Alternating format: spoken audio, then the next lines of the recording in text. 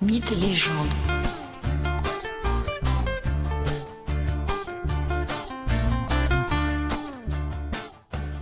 Bonjour à tous et bienvenue dans ce nouvel épisode de Mythes et légendes. Aujourd'hui, nous continuons à cheminer aux côtés d'Héraclès lors de son 10e travail. En effet, le héros grec est toujours à la merci du roi de Mycène, Eurysthée. Celui-ci lui impose de réaliser un nouveau travail. Mais de quoi s'agit-il cette fois-ci? Rien de moins que d'aller capturer les 1000 bœufs de Gérion.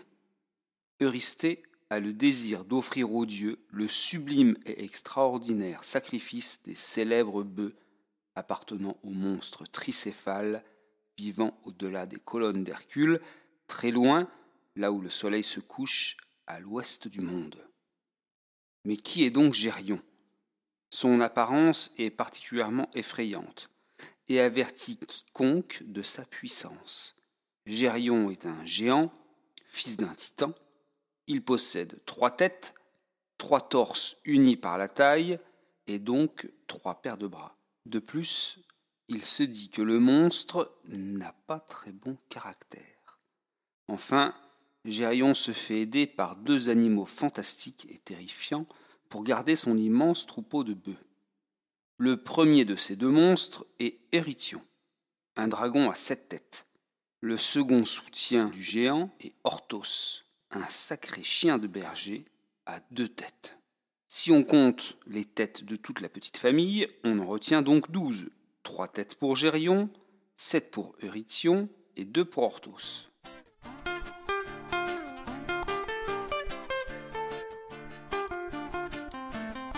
La lutte à laquelle se prépare Héraclès est donc particulièrement périlleuse.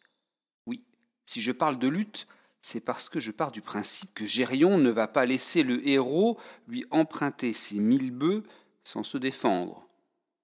D'autant que l'emprunt semble assez définitif. Le voyage qui doit conduire Héraclès à Gérion est long. Le héros quitte donc le Péloponnèse et Mycène et longe les côtes africaines en direction de l'ouest. La mer Méditerranée est alors une mer fermée. Mais notre héros, qui arrive à la jointure de l'Europe et de l'Afrique, décide de marquer son passage sur cet isthme. Comment s'y prend-il? Voilà tout simplement qu'il va ouvrir l'isthme en détruisant la bande de terre reliant les 2 continents. Pour ce faire, il la frappe violemment de ses 2 poings. Il reste ainsi de chaque côté, sur chaque continent, désormais séparé à la hauteur de l'actuelle Espagne et du Maroc. Il reste, je disais donc, de vastes monts, des amas de pierres, Gibraltar et Ceuta. On parle désormais des colonnes d'Hercule. C'est sous ce nom que les Grecs anciens désignent le détroit de Gibraltar.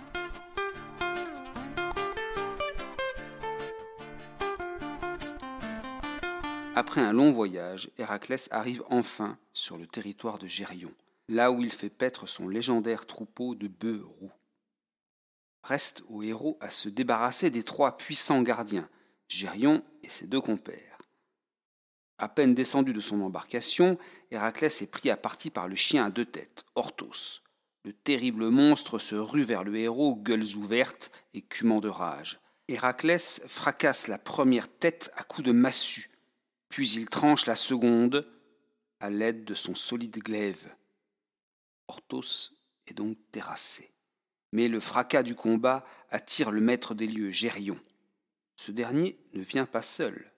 Oui, il se fait accompagner de son fidèle et sanguinaire dragon, Eurytion. Mais Héraclès, déjà armé de son arc et de ses flèches empoisonnées avec le sang de l'hydre, vise les têtes du dragon et, une à une, parvient à les atteindre.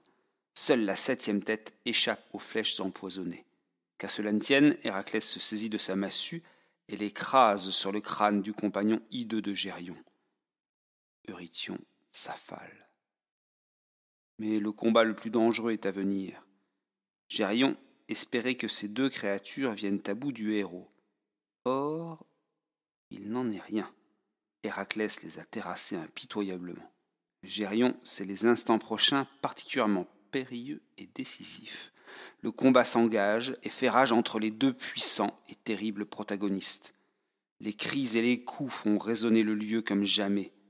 Mais bientôt, Héraclès peut suffisamment se dégager pour brandir son arc et décocher à la vitesse de l'éclair 3 flèches empoisonnées, une par tête. Le géant Gérion succombe ainsi dans de profondes souffrances. Héraclès n'a plus qu'à rentrer à Mycène en emportant le troupeau tant convoité. Le 10e travail est ainsi accompli, contre toute prédiction. Il faut dire que le héros a reçu l'aide précieuse d'un dieu, du dieu Hélios, le dieu du soleil. Celui-ci lui a en effet donné une embarcation magique, toute d'or.